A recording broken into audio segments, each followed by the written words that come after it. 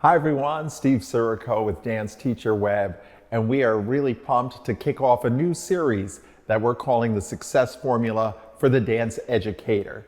Each month we're going to give you a new how-to tip that you can use right away. Now it's very possible you're already using these tips, and if you are, congratulations, keep up the good work. But if you're not, the good news is these tips are very easy to put into action immediately, and you have the power in your hands to do so. So to get things started, my first how-to tip is how to keep your joy of teaching. Look, for those of you that have been doing this for a while, you understand and know that the dance season can be a bit grinding at times. And it's very important to keep you in a good space mentally. When you're in that good space mentally and you have that joy, everything becomes easier. How can you teach when you lose that joy?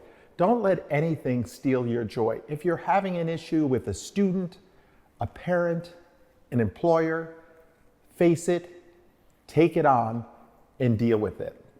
The good news is most people are not looking for confrontation.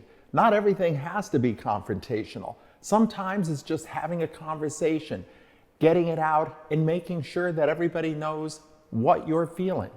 Your feelings are very important because it keeps you in a good space mentally.